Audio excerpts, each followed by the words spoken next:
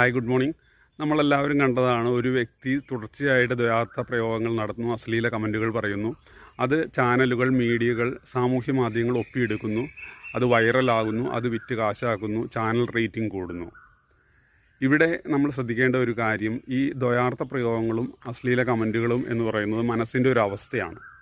ഇതിനെ സൈക്കോളജിയിൽ പാരാഫീലിയ എന്ന് പറയുന്നു. ഇതൊരു ലൈംഗിക വ്യതിയാനമാണ്. അവരുടെ മാനസികമായ ഒരു വൈകല്യമായിട്ട് നമുക്കിതിനെ കണക്കാക്കാൻ സാധിക്കും. പെരുമാറ്റ വൈകല്യം എന്നൊക്കെ പറയുന്നത്. ഇതിനെ ഒരു രോഗമായിട്ട് ഇതുവരെ ലോകാരോഗ്യ സംഘടനയോ അമേരിക്കൻ സൈക്കാട്രിക്കൽ അസോസിയേഷനോ നിർവചിച്ചിട്ടില്ല. പക്ഷേ ഇതൊരു സാമൂഹ്യ ശല്യം തന്നെയാണ്. ആ വ്യക്തിക്കും സമൂഹത്തിനും ഇതുകൊണ്ട് വളരെ ദോഷങ്ങളുണ്ടാകുന്നുണ്ട്. ചില വ്യക്തികൾക്ക് പിന്നീട് കുറ്റബോധം ഉണ്ടാവുകയും അത് തുടർന്ന് അത് ലോങ് ടേമിൽ ദീർഘകാലമായിട്ട് ഡിപ്രഷനിലേക്ക് പോകുന്ന അവസ്ഥയും ഉണ്ടാകാറുണ്ട്. പാരാഫീലിയയുടെ ഗണത്തിൽപ്പെടുന്ന വിവിധ പെരുമാറ്റ വൈകല്യങ്ങളുണ്ട്. അതിലൊന്നാണ് ദ്വയാർത്ഥ പ്രയോഗം, അശ്ലീല കമൻറ്റുകൾ പറയുക, എക്സിബിഷനിസം, സ്വന്തം ലൈംഗിക അവയവങ്ങൾ പൊതു സ്ഥലങ്ങളിൽ പ്രദർശിപ്പിക്കുക, മറ്റുള്ളവരെ കാണിക്കുക എന്നൊക്കെയുള്ളത്. അതുപോലെ തന്നെ വോയറിസം, ഒളിഞ്ഞു നോക്കുവാനുള്ള ഒരു പ്രവണത. അതുപോലെ തന്നെ ഫെറ്റിഷിസം, എതിർലിംഗത്തിൽപ്പെട്ട ആളുകളുടെ അടിവസ്ത്രങ്ങൾ മോഷ്ടിക്കുക, അത് സൂക്ഷിച്ചു വയ്ക്കുക. ഇതൊക്കെ ലൈംഗിക വ്യതിയാനങ്ങളാണ്.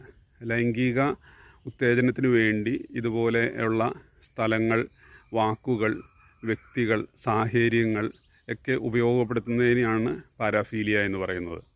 ഇതിന് കൗൺസിലിംഗ്, സൈക്കോതെറാപ്പിയാണ് ഏറ്റവും നല്ല മാർഗം.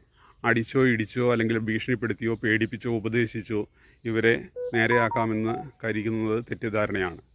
പോലീസ് കേസ് ചാർത്തി 1 മാസമോ 1 വർഷമോ ജയിലിലിട്ടാൽ പോലും ഇവരുടെ ഈ മനോവൈകല്യത്തിന് മാറ്റമുണ്ടാവുന്നില്ല. ഇത് സമൂഹം മനസ്സിലാക്കിയിരിക്കേണ്ട ഒരു കാര്യമാണ്. അതുപോലെ തന്നെ ഇത്തരം വ്യക്തികളോട് എങ്ങനെ ഇടപഴകണം, അവരിൽ നിന്ന് ചോദിച്ചു വാങ്ങുക എന്നുള്ളത് ഇപ്പോൾ കാണുന്ന ഒരു പ്രവണതയാണ്, പ്രത്യേകിച്ചും സാമൂഹ്യ മാധ്യമങ്ങൾ. നമ്മുടെ ഓഫീസിൽ ഇതുപോലെ ഒരു ബോസ്, നമ്മുടെ സൂപ്പർവൈസർ, നമ്മുടെ മാനേജർ ഉണ്ടെന്നുണ്ടെങ്കിൽ അത് വേണ്ടത്ര അകലം പാലിക്കുക. അതുപോലെ തന്നെ അതിനോട് നീരസം പ്രകടിപ്പിക്കുക, അതിനെ എൻ്റർടൈൻ ചെയ്യാതിരിക്കുക, അതിൽ നിന്ന് ഒഴിഞ്ഞു പോകുക, മറ്റ് ടോപ്പിക്കിലേക്ക് സബ്ജക്റ്റ് കൊണ്ടുപോവുക എന്നൊക്കെയുള്ളത് ശരിയായി ചെയ്യാവുന്ന ഒരു കാര്യമാണ്. ഇത് സമൂഹത്തിലായാലും പൊതുവേദികളിലായാലും നമ്മുടെ വർക്ക് പ്ലേസിലായാലും ഇത് ഒരു അകലം പാലിക്കുക എന്നുള്ളത് ഇതിൽ നല്ലൊരു രീതിയാണ്. അതുപോലെ തന്നെ ഇവരോട് പേഴ്സണലായിട്ട്, സ്വകാര്യമായിട്ട് അവരോട് സൂചിപ്പിക്കാൻ പറ്റും. ഇതിന് ഒരു മനഃശാസ്ത്ര ചികിത്സ എടുക്കേണ്ടത് അത്യാവശ്യമാണ്. കൗൺസിലിംഗ്, സൈക്കോതെറാപ്പി രംഗത്തേക്ക് അവരെ നയിക്കാവുന്നതാണ്. ഇതിനെ